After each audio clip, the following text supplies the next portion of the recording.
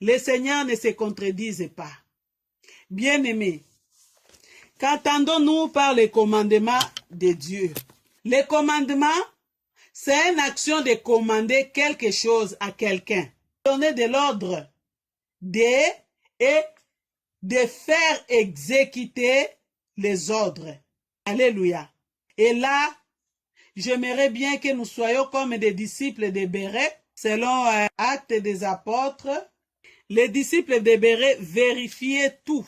Disciples de Béret, c'est Acte 17, verset 11. On commence par verset 10 pour bien comprendre. Acte 17, verset 10. Je lis au nom du Seigneur Jésus-Christ. Aussi les frères firent partir de nuit Paul et Silas pour Béret. Lorsqu'ils firent arriver, ils entrèrent dans la synagogue des Juifs.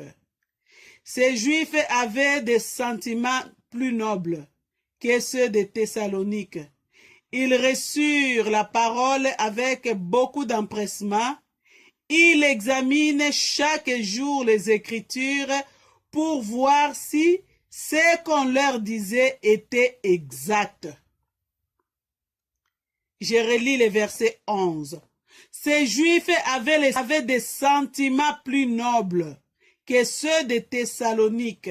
Ils reçurent la parole avec beaucoup d'empressement et ils examinent chaque jour les Écritures pour voir si ce qu'on leur disait était exact. Plusieurs d'entre eux crurent ainsi que beaucoup de femmes grecques de distinction et beaucoup d'hommes. Quand les Juifs de Thessalonique surent que Paul annonçait aussi à Béret la parole de Dieu, ils virent y agiter la foule. Il y a ceux qui ont des missions d'agitation pour éloigner les autres à la parole de Dieu. Bien-aimés, soyons comme les Juifs de Béret. Ils reçoivent la parole avec empressement, avec joie, et ils examinent les Écritures pour voir que tout ce qu'on est en train de leur dire, est-ce que c'est comme ça, selon les Écritures? C'est ça le rôle de sans tabou. Quand on te donne des versets comme ça, tu vérifies dans ta Bible si exactement ça se dit comme ça. Le commandement, c'est une action de commander quelque chose à quelqu'un. Donner de l'ordre, de faire et de faire exécuter l'ordre. Alléluia. On nous donne le commandement et nous devons mettre en pratique. On nous donne la loi de Dieu et nous devons mettre en pratique la loi de Dieu. Alléluia. Ici, je voulais être bref. Deutéronome 4, verset 1, verset 5 et verset 14. Dans Deutéronome 4, il nous a été recommandé d'écouter la parole de Dieu. Dans Deutéronome 4, 5, il nous a été recommandé d'être enseigné par la parole de Dieu. Et dans Deutéronome 4, toujours au verset 14, le Seigneur nous commande, c'est un ordre d'être enseigné. C'est la même chose dans Deutéronome 5, 31, Deutéronome 6, 1 à 17. Et 1 et 17. Parce que le Seigneur faisait toujours répéter la répétition de la parole, la répétition de la loi pour que cela entre. Bien-aimés, Deutéronome 8, 11, il nous recommande de garder. En Deutéronome 8 au verset 1, garde-toi d'oublier l'Éternel. Deutéronome 11 verset 1, on nous recommande de toujours observer, toujours, jour et nuit on peut dire, toujours observer. Et tu aimeras l'Éternel ton Dieu. Deutéronome 12, 1, mettre en pratique aussi longtemps que tu vivras, aussi longtemps que vous vivrez. Deutéronome 26, 17. Là, nous voyons Josué, successeur de Moïse, fait répéter la loi, fait suivre la loi. Alléluia. Josué 22, verset 5. Josué, successeur de Moïse, fait respecter la loi, fait suivre la loi. Et dans 1 roi 1-3, dans 1 roi au chapitre 1 à 3, où nous pouvons aller jusqu'à 4, nous voyons que David a laissé l'héritage de la loi de l'Éternel à Salomon. Et dans 1 roi 8, 58, nous voyons que Salomon a bien commencé et finir mal. Bien-aimé, Psaume 111 au verset 7, nous allons lire. Je lis au nom du Seigneur Jésus-Christ. Les œuvres de ses mains sont fidèles et justice. Toutes ses ordonnances sont véritables. Toutes ces ordonnances sont véritables. Et nous allons conclure. Bien-aimés, pour bien conclure cette partie de la loi, c'est une partie qui est tellement vaste et c'est par là que nous pouvons connaître qui est réellement Dieu. C'est à partir de la Genèse que nous connaissons il y a un Dieu qui a créé toutes choses par son pouvoir. C'est dans Genèse que nous voyons qu'il y a un Dieu qui aime l'obéissance. C'est toujours par Genèse que nous voyons que Dieu n'aime pas la désobéissance. Le Dieu de l'Ancien Testament, c'est Jésus-Christ du Nouveau Testament. Le Dieu de l'Ancien Testament, c'est Jésus-Christ du Nouveau Testament. Quand Philippe a voulu savoir entre nous les pères, et cela nous suffit. Jésus-Christ a dit, pendant tout ce temps tu es avec moi. Philippe, tu ne me reconnais pas. Alléluia. Le Seigneur a confirmé à Philippe, celui qui le voit le Père.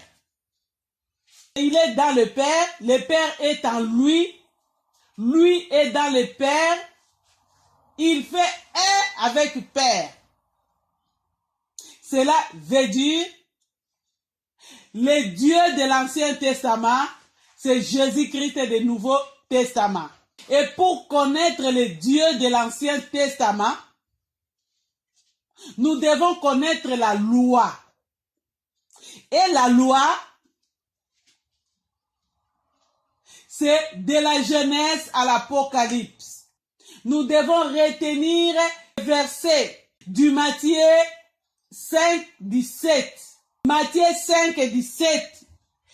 Le Seigneur Jésus-Christ nous dit, c'est le verset qui va nous aider à ne pas dire que ça c'était la loi, ça c'était la loi, ça c'était la loi. Mais c'est la loi que tu prononces. Les choses cachées sont à l'Éternel. Les choses révélées est à nous et à nos enfants à perpétuité. C'était la loi. Il bénira mon départ, il bénira mon arrivée. C'était la loi. Éternel est mon berger, je ne manquerai de rien. Il me fait reposer dans des verts pâturages. C'était la loi. Quand je marche dans la vallée de l'ombre de la mort, je ne crains aucun mal. Son bâton, sa houlette me rassure. C'était la loi. Que 1000 tombent à mes côtés, 10 000 à ma droite, je ne serai pas atteint, car l'ange de l'Éternel campe autour de moi et m'arrache à tout danger. C'était la loi. C'est pourquoi le Seigneur nous a dit dans Matthieu 5, 17, ne croyez pas que je sois venu pour abolir la loi et les prophètes. Je suis venu non pour abolir, mais pour accomplir. Le Seigneur n'est pas venu supprimer la loi. Le Seigneur n'est pas venu détruire la loi. Le Seigneur n'est pas venu supprimer, détruire, abolir la loi, mais il est venu accomplir la loi et les prophètes. Aujourd'hui, nous venons de voir la loi et en Sans Tabou 4, Nous allons voir maintenant la prophétie. Sans tabou 3, c'était la loi. Sans tabou 4, ça sera la prophétie. Qu'est-ce que le Seigneur nous dit concernant la prophétie, concernant les prophètes? Il n'est pas venir abolir les prophètes. Que dit les prophètes? Les prophètes disent des révélations. Qui donne les révélations? Dieu donne des révélations. Que ce soit dans l'Ancien Testament, Dieu donnait des révélations à ses prophètes. Et dans le Nouveau Testament, Dieu continue toujours à donner des révélations.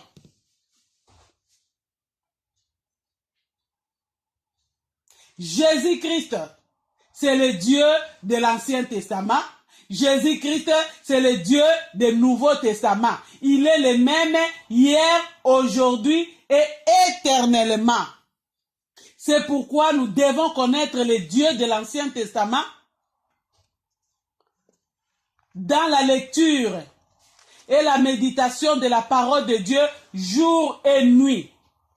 Pour connaître dans Genèse 1, au commencement, Dieu créa les cieux et la terre. Nous allons les connaître. Nous allons connaître Dieu créateur à Lisa Genèse. Nous allons connaître la sentence, l'avantage de l'obéissance et désavantage et désobéissance, c'est dans Genèse. Désobéissance d'Adam et d'Ève a causé la chute de l'humanité. Et c'est là même que nous verrons plus tard dans Sans tabou, Jean 3, 16. La loi est tellement vaste. Et pour connaître Dieu créateur, nous devons lire la Bible jour et nuit. C'est à partir de la Genèse que nous connaissons que Dieu est créateur. Pour connaître ce que Dieu aime et ce que Dieu n'aime pas, nous avons la loi que Dieu a donnée à Moïse. Et nous trouvons la loi dans Exode, dans Lévitique, dans Nombre et dans Deutéronome. Alléluia. Nous trouvons la loi dans Exode, dans Lévitique, dans Nombre et dans Deutéronome. Et ce qui suit, c'est les prophètes. Toutes les révélations que Dieu a données à ses prophètes, c'est ce que nous allons lire la prochaine fois. Le Seigneur Jésus n'est pas venu abolir la loi, il est venu compléter la loi. Méditons la loi jour et nuit. C'est par elle que nous serons sauvés, c'est par elle que nous serons condamnés. Si tu aimes Dieu de tout ton cœur, de toute ton âme et de toute ta force, que le livre de la loi ne s'éloigne pas de ta bouche, médite-le jour et nuit. C'est là notre héritage. C'est là notre avantage, surtout quand nous demeurons dans l'obéissance des livres de la loi. Quand nous demeurons dans l'obéissance de la parole de Dieu. Soyez richement bénis dans le Seigneur Jésus-Christ. Et sans tabou, de la prochaine fois, nous allons voir que le Seigneur Jésus n'est pas venu abolir la loi. Nous venons d'aborder la loi. C'est vaste, mais nous avons seulement pris quelques extraits pour nous aider à ne pas supprimer la loi, à ne pas abandonner la loi. Nous sommes au temps de la grâce. J'ai trouvé que la grâce est même plus sévère que la loi. Que le Seigneur nous aide. Que ce soit la grâce, que ce soit la loi, le Seigneur n'a rien à abolir. Demeurons dans la parole de Dieu. Soyons fidèles dans la parole de Dieu. Obéissons la parole de Dieu. observons la parole de Dieu, demeurons dans la parole de Dieu. Cela est notre bénédiction pour notre vie éternelle. Sophonie, chapitre 2, 1 à 3, à Sophonie. C'est avant Agé et après Habakkuk. Sophonie, chapitre 2, 1 à 3. Je lis au nom du Seigneur Jésus-Christ. Rentrez en vous-même, examinez-vous, nations sans pudeur, avant que le décret s'exécute et que les jours passent comme la baille, avant que la colère ardente de l'Éternel fonde sur vous, avant que les jours de la colère de l'Éternel fondent sur vous. Cherchez l'Éternel, vous tous, humbles du pays, qui pratiquent ses ordonnances. Recherchez la justice, recherchez l'humilité. Peut-être serez-vous épargnés au jour de la colère de l'Éternel. Jean 5, 24. Nous sommes en train de conclure. Que nous dit Jean 5 au verset 24. Je lis au nom du Seigneur Jésus-Christ. En vérité, je vous le dis, celui qui écoute ma parole et qui croit en celui qui m'a envoyé a la vie éternelle. Il ne vient point en jugement, mais il passe de la mort à la vie. Jean 6, verset 63. Nous dit ceci. Je lis au nom du Seigneur Jésus-Christ. C'est l'esprit qui vivifie, la chair sert à rien. Les paroles que je vous donne sont esprit et vie. Verset 68. Simon-Pierre répondit, Seigneur, à qui irions-nous? Tu as les paroles de la vie éternelle. Alléluia. Que Dieu vous bénisse. Méditons ces paroles. Parce que le Seigneur nous aime, c'est pourquoi il a mis ces moments pour que nous commencions à partager sa parole. N'oublions pas que le Seigneur Jésus-Christ est le même hier, aujourd'hui et éternellement, selon Hébreux 13 au verset 8, qu'il nous aide à demeurer dans ses commandements, qui nous aide à pratiquer les commandements.